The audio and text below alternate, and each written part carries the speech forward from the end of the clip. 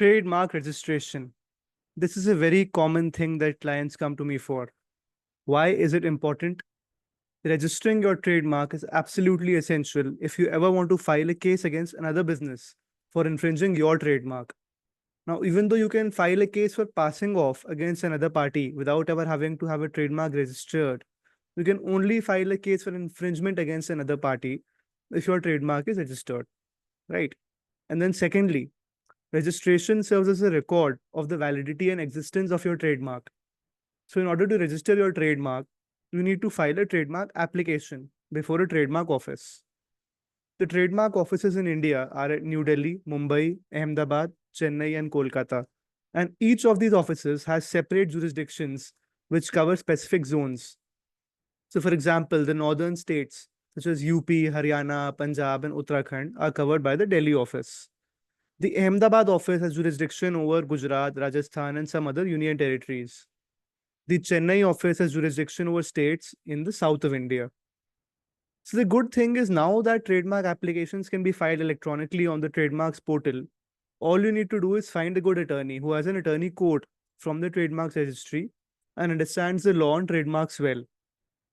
So you'll have to sign a power of attorney authorizing them to file this trademark application on your behalf, and then they'll take care of the rest. So since the trademark applications can now be filed online, an attorney can file a trademark application before any trademark office across India, right? So, for example, I'm handling a couple of trademark registration matters before the Ahmedabad office for parties in Gujarat and parties in Rajasthan, in addition to the New Delhi matters that I handle regularly, right? So, what is this process that a trademark filing attorney really carries out? What are the stages and what kind of expenses does it involve? Don't worry, I'll answer all of your questions one by one. So, first of all, let me tell you what are the types of trademarks that you can apply for. So now there's mainly two categories of trademarks that you can apply for in India, right? One is a word mark and the other is a device mark. A word mark is a trademark that consists only of words. A device mark, on the other hand, is a mark which includes a logo or a label, right? So let us take an example. Let's talk about Domino's, the famous pizza brand.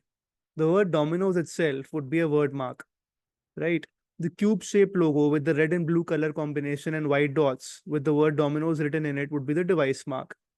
And the word Domino's written in a particular color and font size as a label would also be a device mark. However, simply the word Domino's would be a word mark. So a lot of times clients ask me whether they should apply for the registration of a word mark or a device mark for their business. And I tell them that they should actually apply for both. A word mark is often harder to get registration for as compared to a device mark. This is because there are more objections cited by the registry to a word mark, right, than to a device mark. This is because, uh, you know, the distinctiveness of a device mark is still more than a word mark, right? So, what are the kinds of objections that the registry can cite for a word mark or device mark? First of all, they'll tell you if there are already pre-existing marks that are similar or identical to or contain the word for the same type of product or service on the registry, right? Or even simply the fact that the word mark is itself descriptive of the product or service for which it is being registered. That's right. The trademark registry would object to your application for registration of the mark if it is descriptive or or basically indicates the kind of product or service that it is being applied for. For example, registering a trademark called ice cream for an ice cream parlor or an ice cream retail brand would likely not pass through the trademarks registry. The objection with regard to the descriptive nature of a mark comes from Section 9 of the Trademarks Act, right? And the rationale behind this is that one cannot claim monopoly over a brand name which is the same as the type or product as of the service or itself, right? So I sense that you got worried as soon as I told you this. Don't worry, there's light at the end of the tunnel. If you want to get a word mark registered for a certain product or service which is the same as that product or service itself, or describes that product or service, I would strongly advise you to at least add some distinctive elements to your mark, right? So for an ice cream, you would be much more likely to secure a registration for something like Wall's ice cream or Mother's Dairy ice cream or Gyani's ice cream or Cream Bell rather than just the word ice cream itself, right? I'm just giving you an example. Now, when it comes to the device marks, that is labels or logos, the chances of successful registration, like I said before, are generally higher, right? This is because a logo or a label consists of more elements than just the word itself. It includes the shape of a logo, the font in which the keywords or taglines are written, right? The color in which these words are written, which form some part of the logo.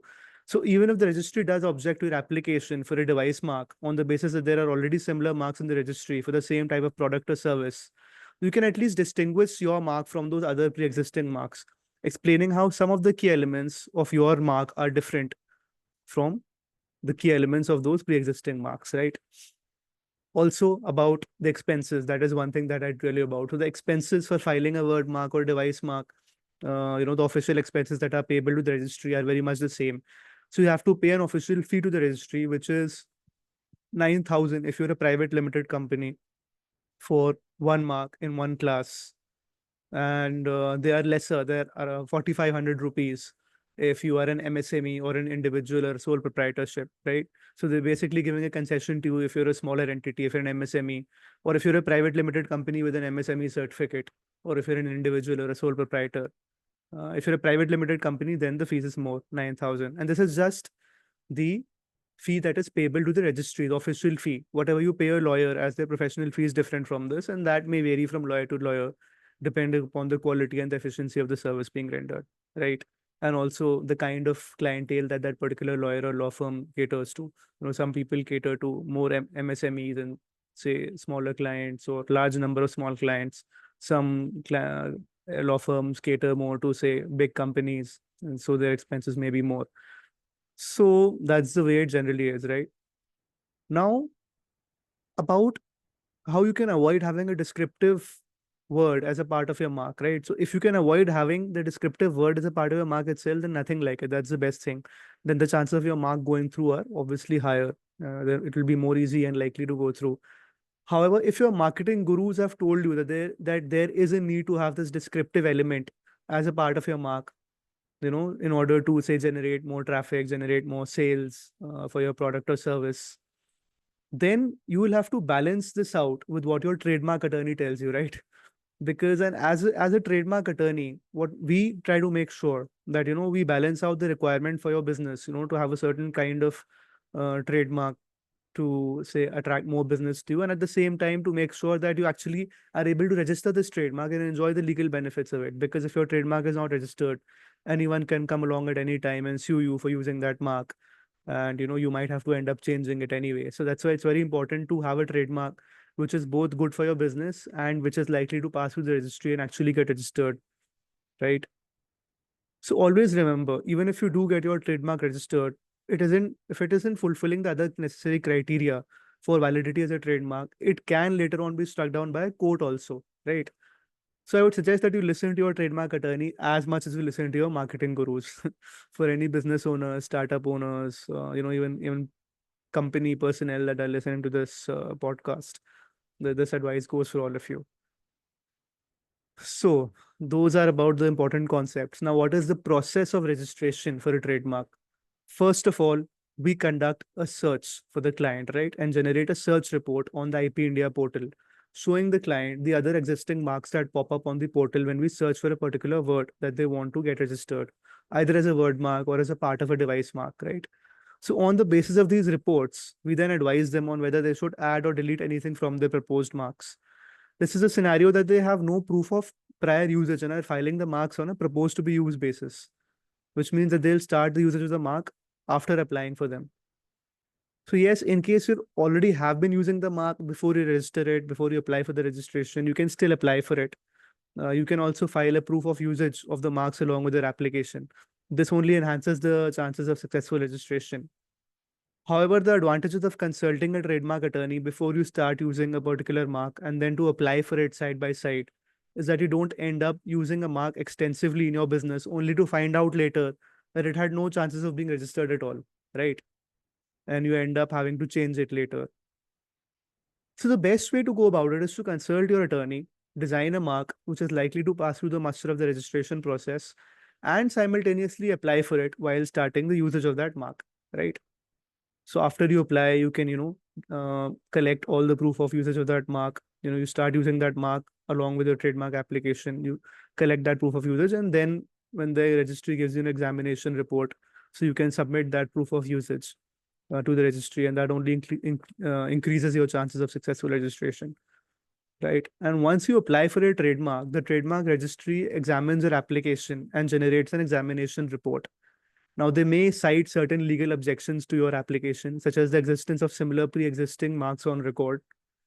Your trademark attorney will then strategically draft a reply to the exam report and file it. And the registry may then call that attorney for a virtual hearing, right? So the attorney receives an email and then they appear for that hearing. And in this virtual hearing, they'll have to satisfy the registry as to why the trademark application should be allowed.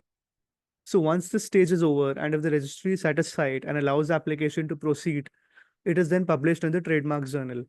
And a period of 4 months is granted to any third party to file an opposition of their like to this application. So basically, this means that the third party can oppose your application if they feel that the trademark that you have applied for is similar to their trademark, or that what you have applied for, you would be using it to sell the same kinds of goods or services as their brand is selling, or that you would be selling under the trademark. So if a party files an opposition, the trademark registry would then issue a notice to your attorney, who would then file a counter statement or a reply to that opposition within 60 days, right? So this is basically, those oppositions are by parties who are third parties, right?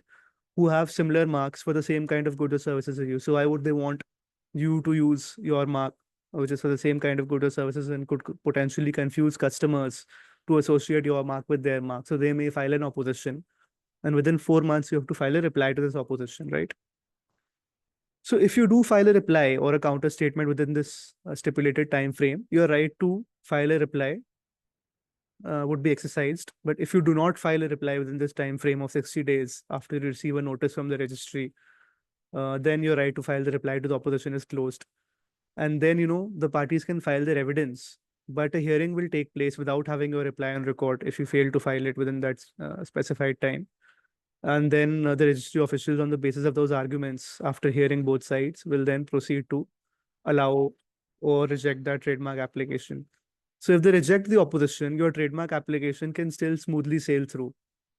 Now, if your trademark application passes through the stage, then the process gets completed in some time and you are granted a registration certificate for your trademark. And voila, your trademark is successfully registered. Now, the only way that this can be set aside is if someone files a rectification petition against your trademark application before the trademarks registry or a court, and the same is allowed to remove your trademark from the register on technical legal grounds, right? Or if another party sues for infringement and shows that their mark, similar to yours, was in use before your trademark. So I guess that you understand that this process is not as quick or as easy as it looks. And I would suggest that you hire a trusted, reliable trademark lawyer to apply for your trademark, who is worth your time and who is worth your time, right? So stay tuned for more exciting episodes of the Utsav Mukherjee IP and Tech Law Show. And I hope to see you soon. Cheers.